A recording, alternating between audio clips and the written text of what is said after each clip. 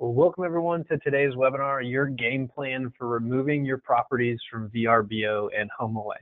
My name is Matt. I'm the founder of Q4Launch. Excited that you guys are along for the ride with us. You'll see a lot of people logging in here at the top of the hour, so we will get everything going. A little bit about us. If this is your first time on a webinar with us, we're excited you're here, excited you're tuning in. If it's your first time, a little bit about Q4Launch. We are a destination marketing organization, work with vacation rentals, boutique hotels, bed and breakfast, based in Charleston, South Carolina. We have a team of 40 based here in our Charleston office.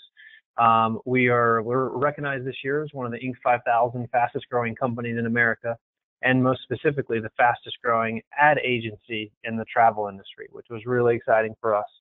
Much of what we're going to teach today from a marketing perspective is actually the same marketing strategy we use for ourselves. So you're going to hear a lot about what's driven our growth.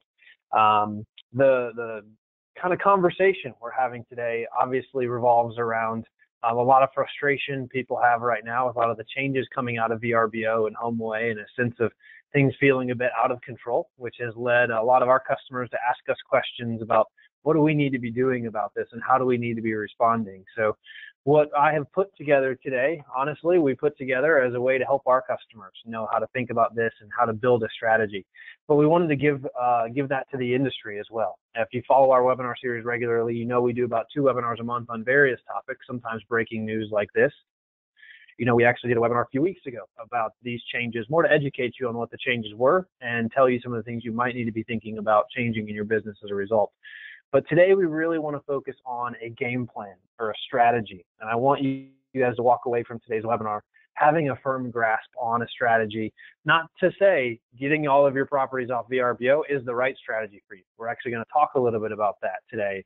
But to at least know and be educated on a strategy for whatever your game plan is. And for some of you, it may not be, you may not be on today's webinar because of issues with VRBO or HomeAway. So honestly, the strategy we're going to teach you today is applicable of any OTA. What we're essentially going to talk about today is how to reduce your dependency on OTAs and how to have a strategy for doing that. Now, of course, it's going to be very tailored to the VRBO conversation and what's going on there, but you could take what you learned today and apply it to any source of business that you have. For example, if you want to stop getting business from pay-per-click, you could take what we're going to teach you today and use this strategy to do that, or any other channel of business you don't want to be reliant on. So you can use it in many ways if you think about it that way. Of course, we're going to present it in the sense that the question has come to us, and that's how do we reduce our dependency and how do we start pulling properties off of the VRBO because of the frustration I think a lot of people have with all the changes that are making. We are going to use the chat panel today for questions. So I'll get to as many questions as we can at the end of our time together. So use that. We will also be sending out a recording of the webinar today. So we're going to talk about a lot of things. We're going to talk about some formulas for calculating some things. Would definitely encourage you to check out the recording to circle back to some of that, because just for time's sake, I'm not going to be able to go as deep on all of those formulas as we may want to today. A little bit about me. I started Q4Launch 10 years ago. We're actually celebrating our 10-year anniversary this year, which is really exciting and an exciting time for us to be celebrating. I come from an e-commerce background. So my first company was an e-commerce company, ran that company for about 7 years, then took a little bit of time off, got married, moved to Charleston, and started this company in August 2008. So excited to be at our 10-year anniversary this year. And we work with many of you. I know many of our customers are on today's call. Welcome. We're glad you're here. I'm glad to help you guys with this as your agency. But work with many of you from an education perspective. I know many of our regular webinar attendees are here. We're excited you guys are here as well as various people that bring us in to speak at conferences and anything else. So thank you guys for being here. Hope today's content is very helpful for you as you're on this journey. So with all of that, let's dive into our topic at hand, your game plan for removing your properties from VRBO and HomeAway, how to know how to do that effectively. So what's the latest, right? Let's start off with that. We know, and this is not the latest is in this week, but the last 6 months or so, HomeAway announced that they were going to redact contact information to remove your brand or branding or personal identification from the guest communication process, again, to move that onto their platform so that they can increase the control they have over the bookings. That's it. They're trying to really increase control, put a fence around their marketplace and keep customers and keep bookings from getting off of their marketplace. because it's all about the service fee. Expedia bought HomeAway to implement that service fee and has done so incredibly successful and incredibly profitably so far. So anything that helps them do that, you can imagine is coming down the road. We know that's still rolling out. I know for a lot of you, you haven't actually seen that gone into place yet. So we know that's still rolling out for many people. We know that HomeAway is committed to being a marketplace, not a directory. And that's a really important differentiation. If you've been on webinars in the past, you've heard me say Expedia bought HomeAway and its family of companies to turn Craigslist into Amazon. So essentially, HomeAway was a directory or a classified listing site like Craigslist, and that's kind of a gross generalization or comparison, but you get where I'm going with it. They bought it to turn it into Amazon, to go from a directory into a marketplace. And they're not the only ones doing this. That's happening across the web right now. We also know they launched unofficially what has been kind of coined Matchback, and we know since then they've actually backed off of Matchback. Now there's differing information whether they actually launched it or not. They say that what was communicated to the marketplace was actually never our intention. So we don't know what's going on there. We don't know if they heard the outcry of the industry and backed off of it, or maybe some misinformation was disseminated from HomeAway employees to the marketplace. But we know, we've seen the emails to our customers that said, this is the plan, this is what we're going to do, and they have backed off of that. So the good news is they've backed off of that. They won't be matching email addresses. They won't be matching off of search dates, things like that, from what the latest we've been told is, but they will be matching off of VRBO attribution from booking source. So you have to manually attribute a booking to VRBO. We've also heard from several of our customers that all of a sudden they saw all their bookings attributed to VRBO, and they panicked and freaked out about that. We've heard that from several people in the last few weeks. From what we've been told, as recently as yesterday, they're going to do that. They are doing away with that feature within there, that automatic attribution feature, by March 15th. That feature existed previously for another reason. They understand why people are concerned about it and how that people might automatically get attributed to VRBO, and then you might have to pay that 10% fee, and they're doing away with that automatic attribution. Again, this is what we've been told, what we are hearing. You need to verify these facts with your own HomeAway representative. We're trying to educate you best we know, but information is changing constantly, and it's hard to get consistent information about this as well. So we're giving you the information the best we have it, but I would say you need to ask your HomeAway rep for the specifics that are going to affect your business, because obviously it will affect you in a big way. So that's the that's of what we know from HomeAway and the latest updates. Some of it didn't even make it in the presentation, because some of that I got even at the end of the day yesterday. But that's the latest that we know. What do we predict and what is coming? We know more change is coming. We know that their CEO, the Expedia CEO, is very excited about the pace of change happening at HomeAway.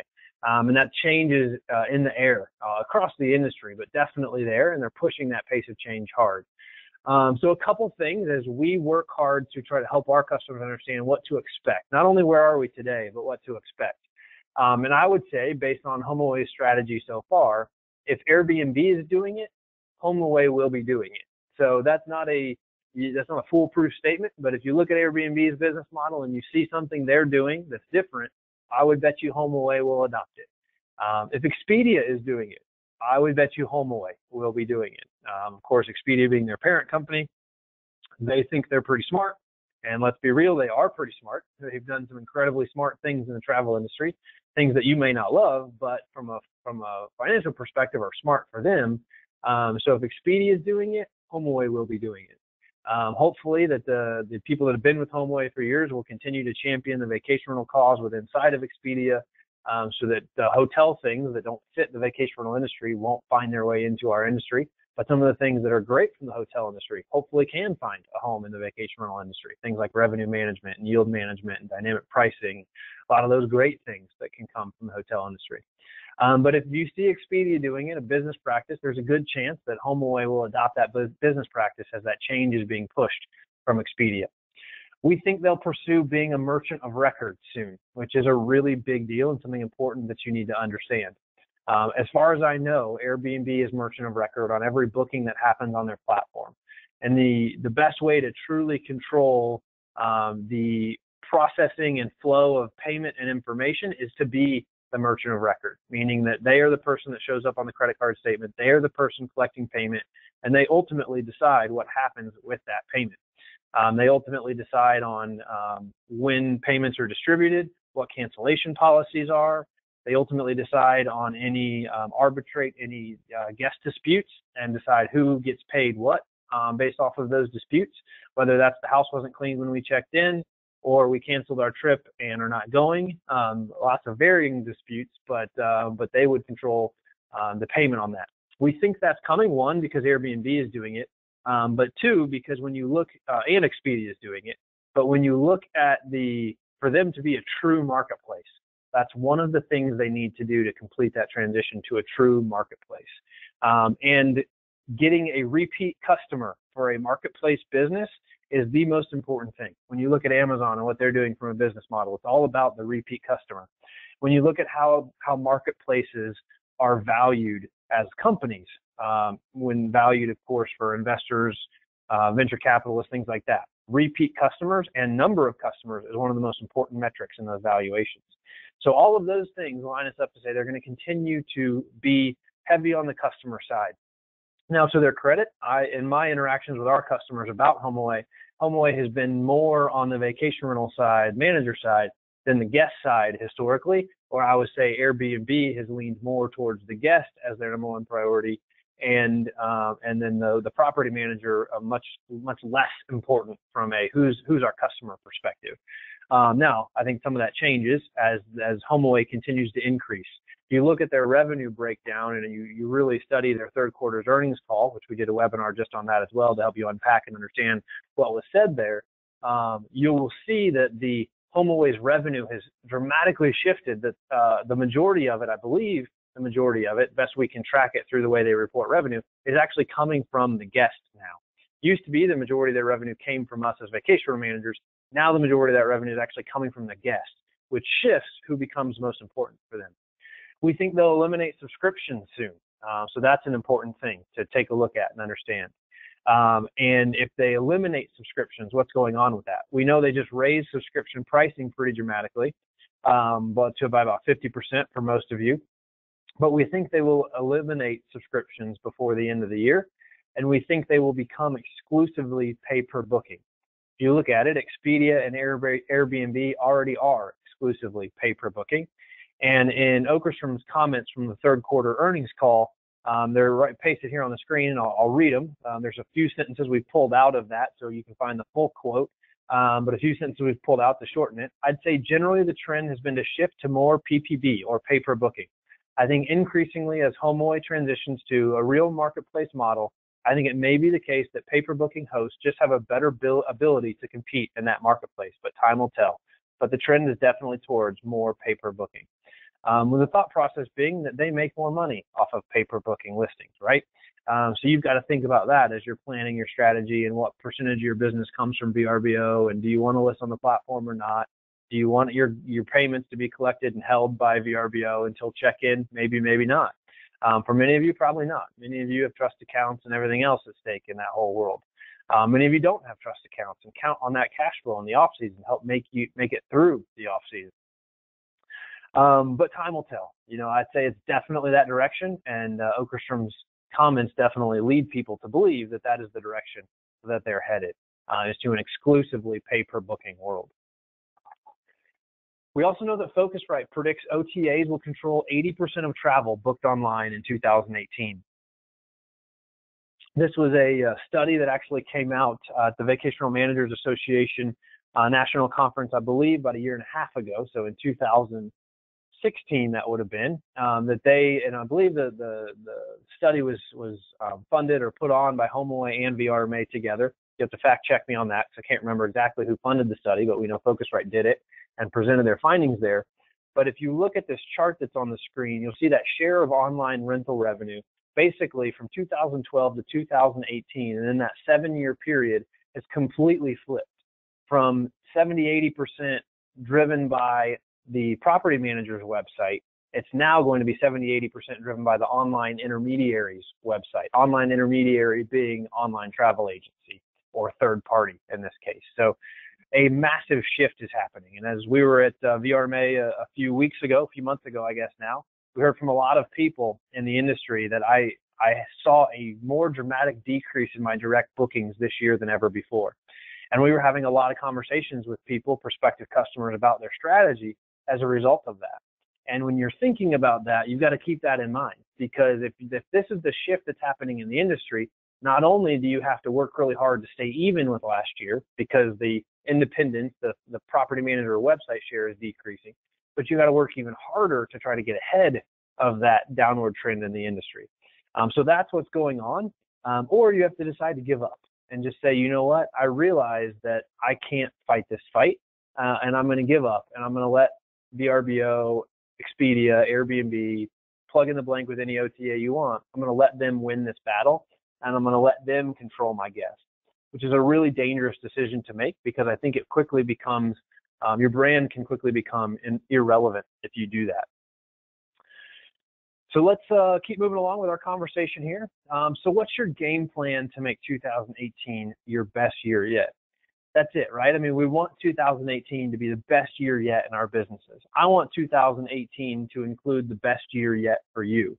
But you've got to make some changes in your game plan to make you do that. And today we're going to help you figure that out. We're going to help you create your strategy, your formula to be able to make those changes in your game plan. First, understand how much revenue you're booking via VRBO. This is really important, because if you're going to seek to replace this as a booking source, if you're going to say, I want to pull all my properties off of VRBO and eliminate my dependence on them, then you've got to understand how much revenue it is you're actually trying to replace, because you can't just say that. You've really got to understand how much revenue you're trying to replace here. So we're going to look at two scenarios here. VR manager number one, who has $5 million in gross rental revenue, so $5 million in their business, gross rental revenue, 40% is coming from VRBO. So in this case, you would need to have a plan to drive $2 million via your other channels, via your other direct channels, and we're going to break down what those direct channels could be here. Scenario number two, VR manager number two is doing $2.6 million in gross rental revenue, and 19% of that is coming from VRBO, which leaves them $494,000 in booking revenue that they need to replace if they want to be off of HomeAway. These are both real scenarios. These are both two real customers we've had this exact conversation with in the last 2 weeks. And we're going to kind of follow through case study number two here. We're going to kind of talk about two things. We're going to talk about case study number two here, essentially how to drive $500,000 in direct revenue and a formula to do that. And we're going to follow the case study of one of our actual customers as we do that, and really focus on what have we done with that customer to be able to help them make this transition. As we're setting ourselves up to be able to figure that out, one thing we need to do is know your renewal timing. So know when your subscriptions renew. For many of you, that may all be at the same time. You may be set up that all your properties renew at the same time. That's a difficult place to be. Honestly, with the way we're going to try to teach you how to do this, if you're in that scenario, it's more difficult to do what I'm going to teach you to do. Not impossible, but more difficult. If your renewals are staggered throughout the year, it's going to be easier to do what I'm going to teach you to do today. You can do it either way, but it's going to be easier to do it if your renewals are staggered. Keep a spreadsheet of what's renewing when. You probably already have this, but make sure you know what's renewing when, because you're going to need that, and you're going to check back to that. And we're going to talk about that at our end of our time together today. Track your booking pace leading up to the renewal period for individual properties. So as your properties come up to their renewal period, you need to track your booking pace. And we're going to talk about tracking as we move throughout our conversation. But that tracking of booking pace is going to be important, because if you're executing marketing like we're talking about here, and you're on the road to do this, you make dramatic changes, you get aggressive, you come out of today's webinar motivated, inspired, and you're making changes in your business, you need to keep track of pace. Because if you're ahead of pace, that's an indicator, awesome, you can cancel that listing, you can cancel that subscription. If you're behind pace, I would say the opposite is true, that your marketing is not caught up enough that we would recommend you cancel that subscription. So tracking that pace is going to be a very important part of this overall process. So really understand that. Understand your renewals, when they're happening, and your booking pace, and keep track of booking pace as you're approaching your renewal date, so that you can make an informed decision on what to ultimately do. That decision on what to do, then we're going to teach you how to get there. Also understand not all properties are created, aka book, equally. So not all properties book equally. We've got the property on the left here who I guarantee if you had that property in your inventory, you wouldn't have trouble booking that. That's beautiful, right? Who doesn't want to go stay there? Or you might have this property on the right that's a little bit hurricane ravaged, that it's missing some siding. You can't even really get to it anymore because the boardwalk got washed away. And that property is going to be hard to book. It's going to be hard to keep that property booked. And you can think about your own inventory. So we put these two pictures up to kind of have some fun with it. But you can think about your inventory. And you know some don't book as well. You know those properties might need extra attention. So as you're thinking about pacing and booking pace by property, you can't treat all properties equally. You need to think about these differently. So when you may decide, hey, I can pull these 20 properties off of VRBO, because they're going to book out, no problem. I can book those direct. People love those. I can sell those all day long. But maybe this group of properties, they struggle to get bookings. They're harder. And if they're harder, it means you need to market them harder. You need more exposure to those properties. So you may decide this isn't an all or nothing decision for you. I know for many people, it's an emotional thing right now. And we've got to set down that emotional piece a little bit and make a decision based off the data. And that's what we want to help you do today, is kind of separate a bit from the emotion and make a data-driven decision here. And in doing so, you may realize that, you know what, I'm going to keep these 10 properties on VRBO because they just need the attention. And maybe pay-per booking is a good way to go for them. But these 20 properties or these 100 or these 1,000, whatever it is, I'm going to pull off because I'm going to book those out no matter what. And I know that. One of the ways you can do this is look in Google Analytics at how many page views particular properties received in 2017. So I'm sure you have this data per property and have a really good understanding of how those properties book and whether you have any trouble booking them or not. You know those properties in your inventory. But again, to get away from some of the emotional piece, just some of what your gut says, look at it and study that in Google Analytics. How many page views are properties getting? And understand why. Understand maybe the property might need new photos. You know, there's a lot of ways to drive more bookings for a property. But look at that, because the properties that are getting a lot of page views on your website are going to be the properties that are going to book out better. They're getting more attention on your website for whatever reason. As you're thinking about that, also make sure you're tracking direct bookings by property name. So keep track of direct bookings by property name. So again, we want to go past what our gut says about how easy it is to book out a property and use some real data. And track direct bookings by property name will help you understand your inventory is not all the same. You know, you might be getting 40% of your business from VRBO right now, but you might have this group of properties that only gets 10% of their business from VRBO. So you need to understand those things at a per property level. A lot of analysis that comes off of what we're talking about today, but it's that analysis that's going to enable you to make informed decisions along this journey. Second, what marketing is performing well? What marketing is performing well is really, really important. Organic search, paid search, email marketing, lead generation strategies, conversion rate optimization, and your website are all different parts of your marketing. And how is each one of those performing for you? You can understand a lot of that by doing a Google Analytics analysis, something we've offered to do in the past for people, and something that can be very helpful to see which specific aspect of your business is performing well and where you need to drive some attention. And what we're going to do today is try to help lay out a formula for you to understand how each of these ways are performing and what you might need to do if you are going to work on increasing your direct bookings and how to start thinking about that. So the way to do that is ultimately to develop a marketing strategy to replace that revenue. So I said we're going to follow a couple case studies. For the next bit of our time together, we're actually going to follow the story of John. John's one of our customers. We've worked with John for 2 years now. He has 60 rentals in a strong destination, so strong destination market, which is great. That's always helpful. He was getting 70% of his bookings from VRBO 2 years ago. So 70% relying on VRBO 2 years ago. When he came to us, he specifically said to me, we met him at a conference, and he said, Matt, this program sounds awesome. Love the idea of working with you guys. Love the idea of not having to try to figure out how to do all this on my own. But I want to get 100% of my bookings direct. And I was like, John, that's a big goal. I was like, there's a lot of people that would say that, but that's a big goal. And I said, you know, we want to work that way over a period of time. We want to understand your renewal timing. We want to understand all these things that help you work that direction. And the good news is, using the strategy I'm going to teach you today, we were booking 100% direct after 18 months. So we kind of talked to John about maybe a 2 to 3 year transition period to be able to do that.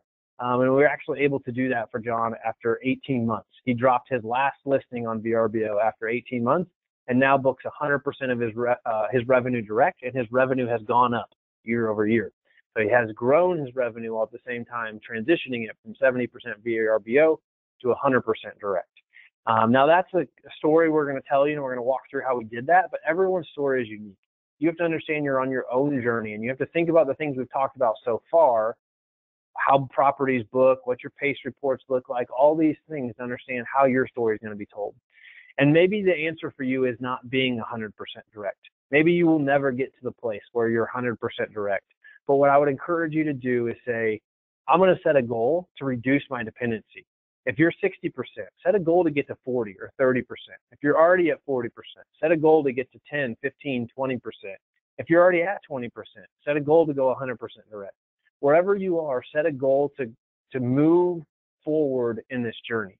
Because the more control you have over your booking source, the more control you have over your revenue streams, the more control you have over your guest relationships, the more valuable your company is going to be for you, your employees, your guests, and your owners. All stakeholders will be better served by you having more control over what goes on, and you're more insulated from future changes that might be made by any OTA, but in this case, we're talking obviously about VRBO.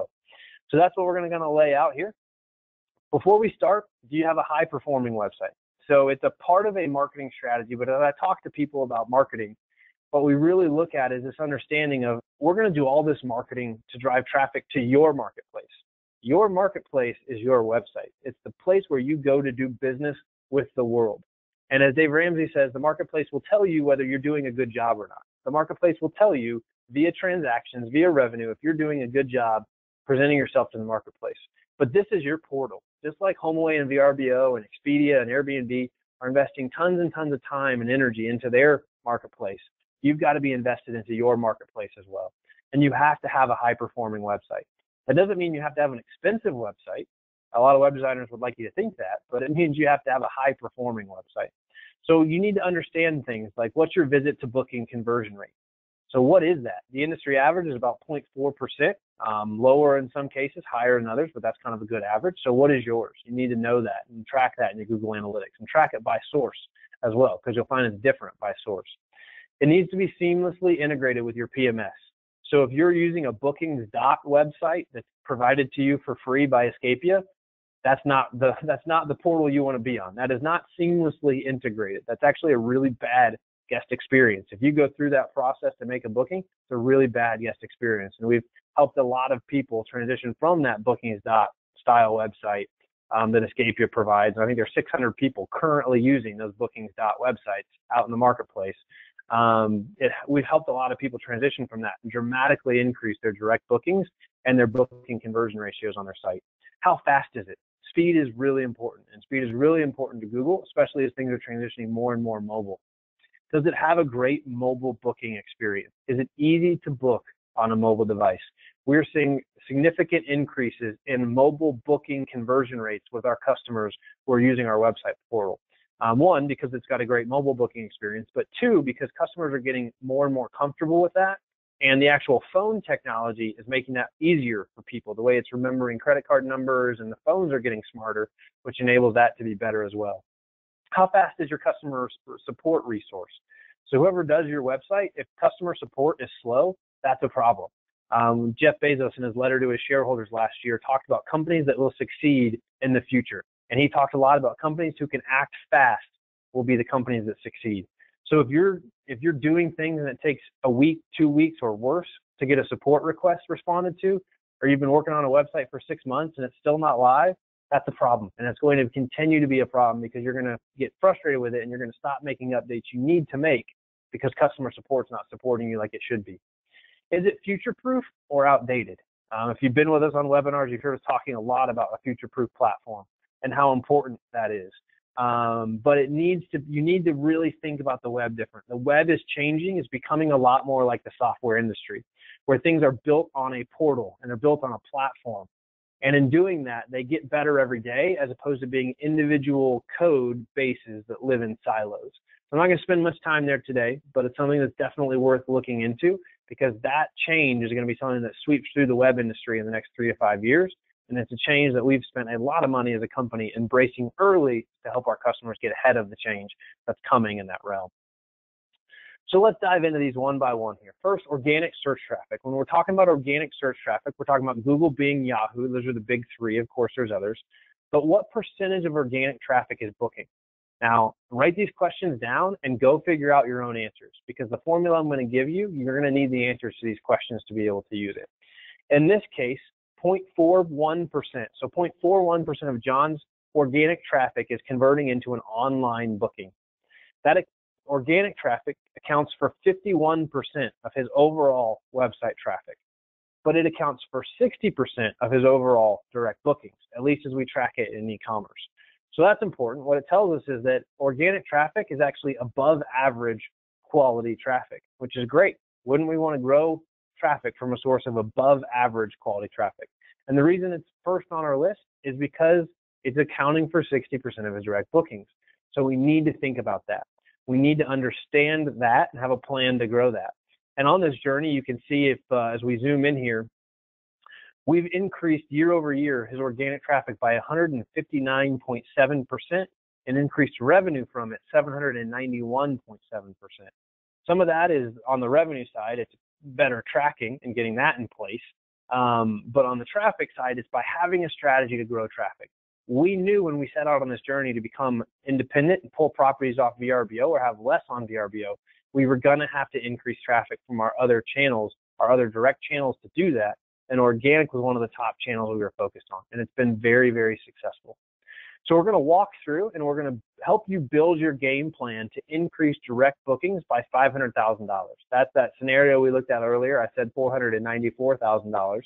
But just to make the math a little cleaner, I bumped it up to 500 because who wouldn't want an extra $6,000 in bookings?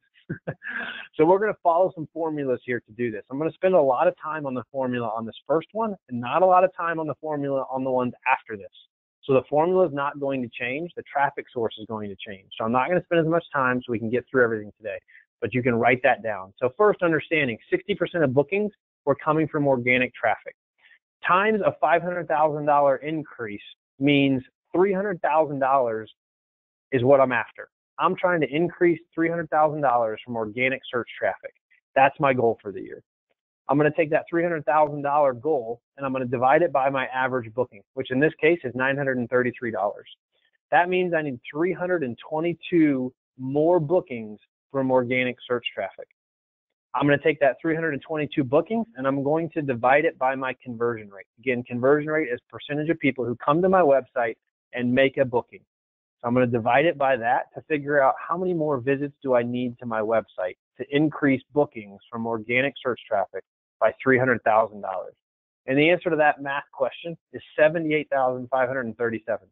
In the next year, if this is your goal to increase direct bookings by $500,000 and all these other stats are your stats, you need to increase traffic from organic search by 78,537 visits. Now, there's lots of other things. There's lots of other ways you can get there. You can increase conversion rate. You can increase your average booking. There's lots of other ways you can get there. But what we're focused on is in this case, is that website visits number. And what do we need to do there? And we're going to talk a little bit later about some ways to impact other numbers in this equation. We, of course, understand impacting other numbers in the equation changes the equation, hopefully, in our favor. So, for example, if you increase that conversion rate to 0.5%, then it goes up. Or the website visits you need goes down. So think about that formula. I know not all of us are math inclined, which is why I said listen to the recording, because I want you to listen to that again, that brief explanation, to really help that sink in. We're going to run through it again, not as much in depth this next time. But we're going to run through that again for each of the traffic sources we're going to talk about today. So 78,537 website visits is what we would need to increase traffic from organic search traffic, making the assumption our conversion rate doesn't change, making the assumption our conversion rate does not change, and for the good or for the bad. If conversion rate changes, obviously your website visit number will change. But that's what we've set out to do. That's the goal we've set for ourselves from an organic search perspective. So let's pivot and take a look at paid search. What percentage of your paid search traffic is booking or converting? In this case, it's 0.75%.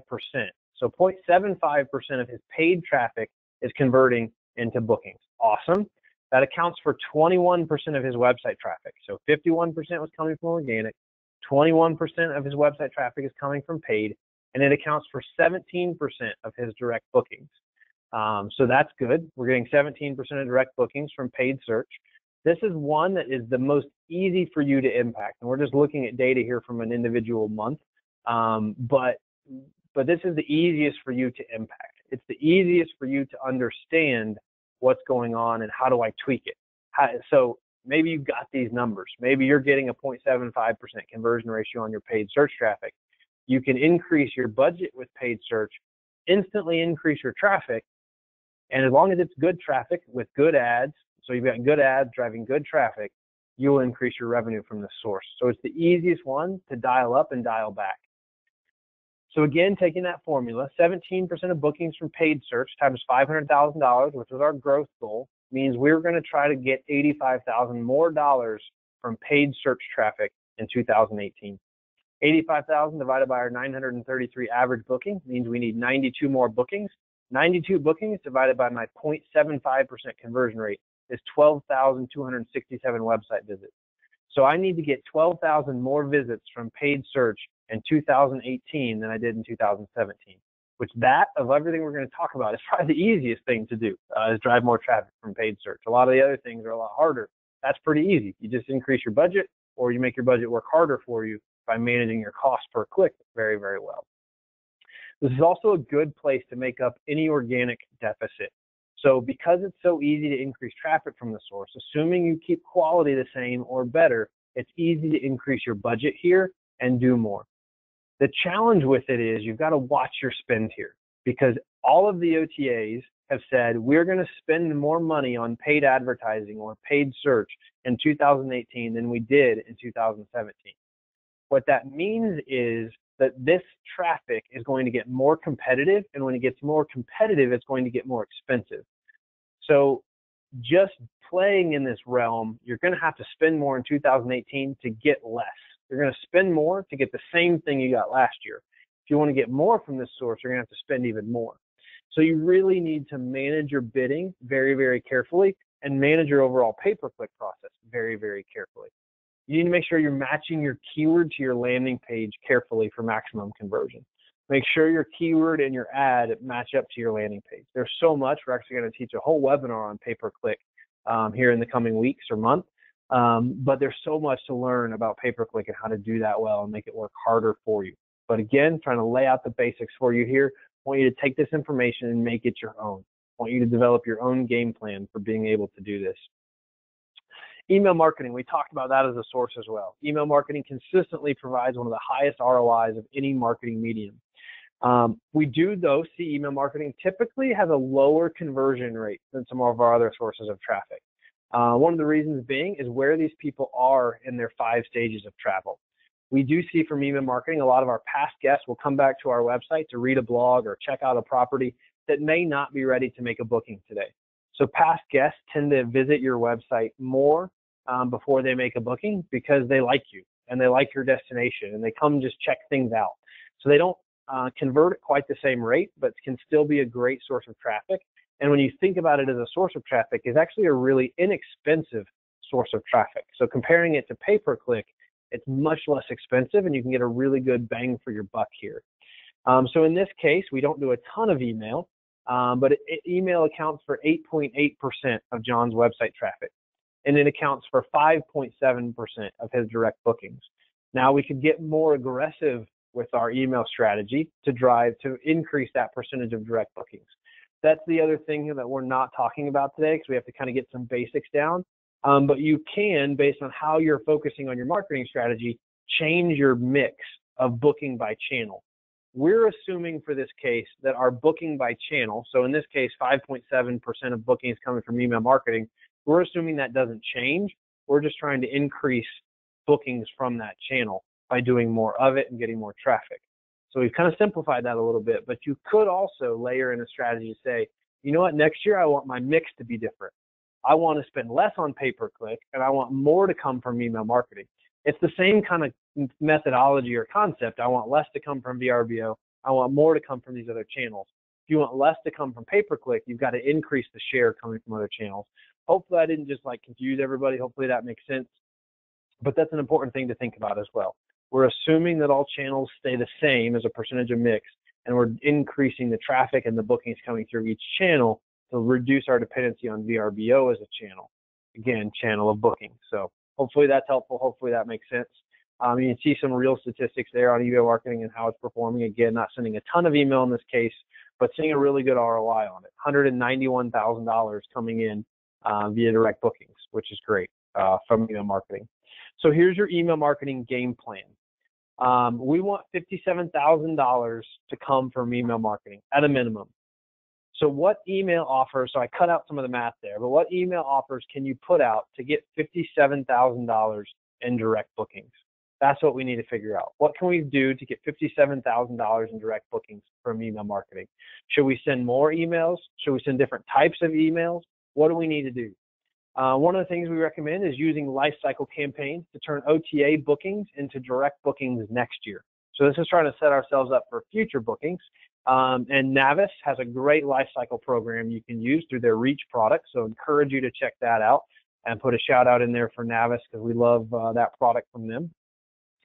We can also send more book direct messaging with added value. So get a offer you can only get when you book direct with us. There's a lot of hotels that do this, and they might offer, $10 off or $25 off if you book direct with us today. It doesn't have to be a price cut. It can be, because when you think about paying, an OTA commission, or if you're on paper booking with an OTA, a price cut can still save you a ton of money, but it can be added value. There are certain places I go and I book, and as a loyalty member, I get this when I check out, or I get a free upgrade. Now I'm talking hotel stuff, right? We can't really do free upgrades in the vacation rental industry, but we can do other things. We can do free bike rentals. We can do free beach chairs. We can do a gift card to the local coffee shop that's close to the property you're renting out. Tons of different things we can do to add value, or a welcome basket, things we can do to add value and coordinate that with our book direct message. You don't have to put a very big carrot in front of people to change their behavior, but if you're going to ask them to change their behavior, there has to be a reason. There has to be something in it for them to be able to do that. So you probably need to think about what is that thing that's in it for them. The other thing we wanted to touch base on was lead generation. I'm not going to spend a ton of time on this today. Did want to leave some chance to get to the our Q&A session. So I've seen questions popping in there. If you have questions, go ahead and put those in. But lead generation is a huge opportunity and something we do very successfully with all of our customers at varying levels. And what we know is the question I guess for you is, everyone who visits your website ready to book? And the answer is no, of course not. In reality, 99% of people who come to your website today won't book. You're going to see about 0.5% book online. You might see another 0.5% book by phone, but that means 99% of people who come to your site today won't book. But if someone is not ready to book, how can you convert them as a lead and nurture them? And it's a really important thing to be thinking about. And as we think about this is one of the great opportunities to shift your channels. So far we've taught you channel by channel how to do that. This is a great opportunity to shift your channels a little bit within a lead generation strategy. There's a very simplistic version of that in the screenshot at the right that I'm going to talk about, but you can go a lot deeper into this. So in this specific case, we have a plan to generate over 5,000 direct leads and inquiries for them in 2018. So we're already 100% direct in the case of John, but we're not leaving it there. We're continuing to push the envelope further ahead to make sure we stay there, because worst case scenario, we drive more demand than John can handle, and he either goes and gets more properties and brings them on, or he's able to raise his price because demand is outpacing supply, which is an economic indicator you can increase price. So that's where revenue management or yield management would come into play. But having a plan to generate 5,000 leads for them in 2018. Be different and still allow guests to submit inquiries. We saw a big trend in the industry design-wise away from being able to submit an inquiry. Everybody wanted people to book without talking to them. And I get that. I understand why. But at the same time, you have to understand a lot of these people are making a really big purchase decision, and they may not want to book without talking to you. So still offering a request more information form on your website, specifically on the property page, can be very effective. Yes, it can lower conversion rate online, but it can increase overall conversion rate. So don't let the enemy of overall conversion and overall revenue be, I just want people to book online and not talk to me. A lot of people have moved that way, and if you still offer this, you can be different and allow guests to submit inquiries. Because some people, and you even see it on your VRBO questions, But some people just like want to break that like contact seal to know that you're a real person and you're going to respond to their question. It's just kind of a reassurance thing. So the question of like, are these dates available? Like, I know a lot of you see that question. It's like, of course they're available. The calendar said they're available. I was sitting with a property manager the other day and they said that exact same thing. They're like, it's so frustrating. You get these emails. It's like, are these dates available? And I was like, and they're like, of course they're available. It's on the calendar. Well, one, that's different. Like it used to be people didn't keep their calendars up to date. VRBO has made that harder and harder for people to do. But two, a lot of times what's happening is the guest knows the dates are available. They're just trying to reach out and know that you're a real person, that this is a real property, and get a sense of what doing business with you is going to be like. And this is a way to let them do that. Now, it's a lot more high touch, but in a time where you're thinking about making significant changes and reducing your dependency on VRBO or any other OTA, you need to be thinking about that and ways to drive more inquiries that you can then nurture and convert into leads. There's a great opportunity to nurture these people effectively and convert them into leads. As you're thinking about all this, we've just kind of scratched the surface on it, but don't forget about guests in the planning stage of the 5 stages of travel. One of the things that we do to increase organic search traffic is content creation and helping our customers become the authority on their destination, and it works really, really well for us. But as we do that, and we talk to them about that, we tell them what we're trying to do here is increase the number of people that are finding you when they're in the planning stage of the 5 stages of travel. If we can catch them when they're in the planning stage, i.e. not ready to book yet, we have an opportunity to drive business with them. If we catch them when they're in the planning stage, when they get, and we convert them as a lead, when they get to the booking stage, they're more likely to book with you. If this is your first time with us and you haven't heard me talk about the 5 stages of travel, I'll touch on those real quick. The 5 stages of travel are dreaming, planning, booking, experiencing, remembering. And as we look at the travel industry, everybody's calls to action, everything focuses on book now or check availability. But by only having that call to action, you're essentially ignoring 2/3 of the process. You're ignoring the dreamers and the planners. And that's such an opportunity to market to the dreamers and the planners well. Use organic search traffic to bring more of those people in, and you will drive more conversion in 2018. I guarantee it, because we do it all the time with our customers and it works every time. The other thing to think about is conversion rate optimization. So I talked about that we kind of have a straight line here, and the conversion rate, we tracked it by channel. We tracked it for organic, we tracked it for paid, we tracked it for email, we tracked it, I didn't touch on social, but we track it from all those channels. The other thing we didn't talk about, and I touched on it a little bit when I talked about how important your website is, but is working on your site to make it convert better. And this is something, and this is why a future-proof platform is advantageous, because as a company, we are constantly working on our sites, on our platform, to make our customer sites convert better. We are proactively doing that and making changes in our checkout flow and everything else to make it easier for customers to use and making it easier for guests to book.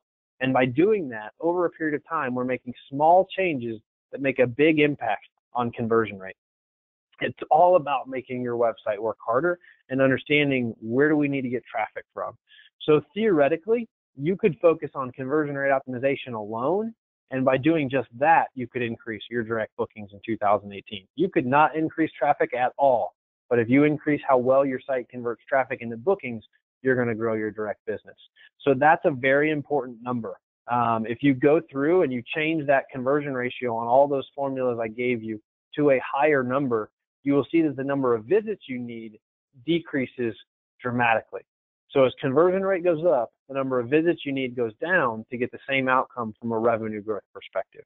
So in this quick scenario, if your conversion rate, again, conversion rate is people that come to your website and make a booking, at least as we define it. Conversion rate could be anything, converting into anything. But in this case, we're talking about booking conversion ratio, 0.25%. So if 0.25% of people who come to your website end up making a booking with you, and you make changes to your design, your checkout flow, your content, your photos, there's tons of changes you can make to make your site better. And those changes work together to increase that to 0.3%. Going from 0.25 to 0.3 does not seem like a big deal. But when you spread that out over 100,000 or 1 million visits, it doesn't actually matter how many visits it is, it's always the same increase. It's a 20% increase in bookings. But when you spread that over 100,000 visits or 1 million visits, it becomes a really significant number. So just by focusing on that, by making your website work harder for you, you can increase your direct bookings in a big way. And there's tons of ways to make your website work harder for you. Most of what we've talked about today is how to drive more traffic to your site, but we've touched on a little bit some ideas on how to make your website work harder and increase your conversion rate optimization. And there's tons of information on this on the web. There's actually a whole webinar we teach just on this one topic. This one slide as a whole hour-long session. I actually taught it at VRMA this year.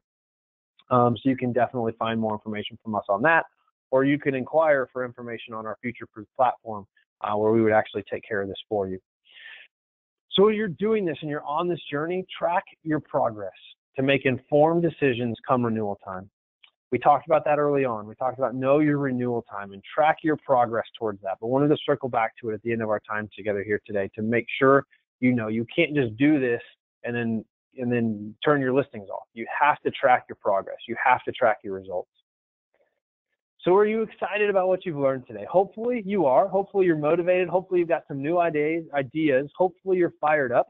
But you may be left wondering, so what now? What are you going to do about it? Taking an hour out of your day, coming to this webinar is not enough. You have to take that and do something with it. So to help you do that, we want to make available a unique opportunity just for people on today's webinar to request a direct bookings analysis. So free, no charge, our team will do a direct bookings analysis for you to help you understand how you're performing from a direct bookings perspective right now, as a quick review of your website and its effectiveness, helping you understand the traffic and how it's converting by source to help you set up those formulas that we walked through together today, and then suggestions on where to focus your marketing resources and or your budget. So that's an opportunity we want to make available for everybody on today's webinar. I'm actually about to launch a poll, and if you would like to take advantage of that, just simply check yes, please get in touch, and we will follow up with you to be able to help you with that direct bookings analysis. If you don't want us to follow up with you, simply check no. No problem. Hopefully you got everything you needed today and you're well on your way. But if you could, check yes or no. We don't care which one you check. We just care that you check one of them because to keep GoToMeeting flowing or GoToWebinar flowing and keep it all going, we need about 70% of people to vote on the poll to make all that happen. So at least 70% of people. So if you stepped away from your computer, but you can still hear me, step back and vote yes or no.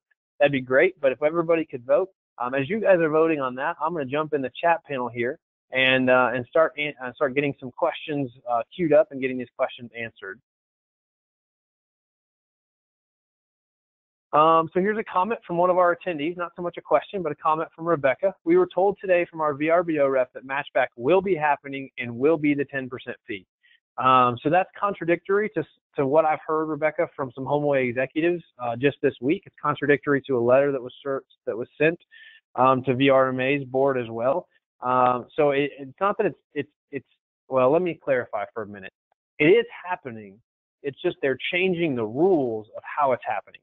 So originally the statement was that they're going to match on email, and if anybody searches for your property and then ultimately books, that they're going to match that.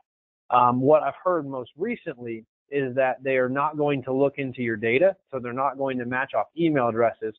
They will only charge you a matchback fee if you attribute the booking to VRBO inside of your software, any property management software. So yes, I think you're right. It is happening, and it will be 10%. What has changed, or at least as far as we know, is how they're going to attribute or match those bookings. Questions about, are we discussing bedandbreakfast.com, and does that include bedandbreakfast.com? Great question. Bedandbreakfast.com, which is a HomeAway company, has started to feed their listings into VRBO, and when they did that, those were all pay-per-booking automatically. So bedandbreakfast.com which is a HomeAway site, used to be a subscription-based site as well. They've already moved that site to exclusively pay-per-booking. That's one of the other indicators that say it's coming with VRBO, that it will also make that change. But right now, bedandbreakfast.com listings are feeding into VRBO. That happened automatically, but only for ones that were already on pay-per-booking.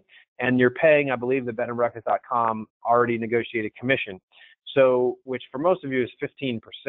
So pay-per-booking hosts actually get that same booking for 5%, or they change all these numbers all the time. I think it's 5% right now. It used to be 8, used to be 10, but I think it's 5% right now. I think they just lowered it to 5%. Hard to keep all the numbers straight. but I believe that's 5% now. But if it's through a bedandbreakfast.com connection, they're actually getting 15%. So it's a little tricky, but lots going on. Comment here from Charles, very timely webinar. Thanks, Matt. HomeAway is telling us that we have to remove a dozen properties from them if we want to stay a premier partner, and Matchback sucks. Yes, I'll leave a few of those words out. We're debating dropping HomeAway completely after a dozen years of loving them. Absolutely, Charles. We're hearing the same thing from our customers. Very timely you're on today's webinar. Hopefully, this is very helpful for you as you're on that journey to be able to figure that out. That's the first I've heard that they've told anyone they have to drop properties in order to stay a premier partner. So interesting to know why you have to drop properties to stay a premier partner. If that's to get to a certain property count or what. That's a new one for me. Question here from Adrian. We have 50 properties, and if we want to renew just one, VRBO insists we pay the increased subscription for all. How to handle that? If you want to renew just one, VRBO insists we pay the increased subscription fee for all. I'm not sure that I'm completely following your question, Adrian, but that would be a chance. If you want to just get in touch with us directly, we can try to help you with that. A question from Deb. What is your opinion for great booking site? That's a great question, Deb. It's a whole different topic. I'm not going to totally dive onto that, Deb, but if you want to shoot me an email, let me go ahead and get my email address put up here on the screen. I will be happy to coordinate with you and get that question answered. Question from Sandy. Was the search result featuring in at Cedar Falls blog posts on Hocking Hills hiking trails really an ad? It appeared to be a Google provided helpful info, not an ad. You're right, Sandy. It was an organic result, not an ad. We were just using a screenshot we have of Google search results. But good sleuth in there. That actually was not an ad. It was just it was actually a knowledge panel graph. Most ETAs, or I assume you're talking OTAs, do not allow you to offer lower prices for direct. Isn't that in their contracts? Absolutely, Cheryl, it is. They require rate parity. I wasn't suggesting that you offer a lower price to book direct. So your rate parity would maintain. You can offer a direct booking price discount, $25 off or whatever. That might still violate some of their rate parity. But you can definitely offer added value, which is more what I was focused on, is the added value piece of that. Something else like free beach chairs or free bike rentals or a free paddleboard tour, added value piece of it, or a free bottle of wine at check-in or whatever. Real quick, my contact information is on the screen. So if you need to get in touch with us, please do that. Would also love if you followed us on Facebook.com/Q4Launch. You'll see announcements about things we have going on there, as well as information on upcoming webinars we have. You can also follow our blog for the latest information. And if you loved today's webinar and you found it helpful, we would love if you'd leave us a review on Google. So go to our Google page and leave us a review. That would be awesome. Just like you guys, we need good reviews. So definitely we'd appreciate that if this was helpful for you to leave us a review on Google. Question from Deb. I'm assuming you're doing this as part of your new setup with your services. Deb's actually a customer, so I'm going to leave that question and follow up with you later on that, Deb. Yes, a lot of what we've talked about today is in the service that we provide for you. Comment here, John Suzuki said at a conference last week that it would be self-reporting. Yep, that is what we have heard as well from our customers, but definitely always interesting to know. A question from Matt. How can we increase our organic traffic? I can barely keep up with the work I have. How am I supposed to write articles on hiking trails, etc.? That's a great question, Matt. And if you want to get more aggressive with your marketing in 2018, and I know many of you can barely keep up with the work you have, we would love to talk to you because that is what we do. We do this for our customers. So the answer to your question, Matt, would be to give us a call, and we'd be happy to talk to you about that. And that's true for anybody. You know, we educate you through our webinar series on how to do it yourself and how to figure that out. But if you're at that place, you just don't feel like you have time and or you don't have the expertise, because honestly, the expertise is challenging in and of itself. We'd love to talk to you about how we might be able to help you with that. What about social media as a way to drive business to our website? Question from Diane. I specifically didn't put social media in here because it's one of the lowest performing sources of traffic of any source, if not the lowest. And we were trying to find ways to cut content to get it to a full hour. So social media is not a place I would say is going to drive a significant amount of business for you. So that's kind of why I left it off. A few comments just saying thanks for the webinar. Absolutely. Thank you for attending. If it was helpful, again, please, we'd love if you'd leave us a review on Google. So that'd be awesome. Question from Bridget. How do you differentiate the content that your team writes for properties that are all in the same area? For example, if 100 properties in the same area hire you, is it just different team members writing the content? Hope my question makes sense. It does, Bridget, and it's a question we get often. Honestly, I couldn't represent 100 companies in the same area. 100 properties that are a part of the same company, we obviously do that. And we do have different team members. I don't have 100 content creators on our staff, but we've got about 10 content creators on our team. So we're able to do that. We've got a staff of 40. So we do put things into teams very well. So very question oriented to how our operation works, but hopefully that was helpful for you.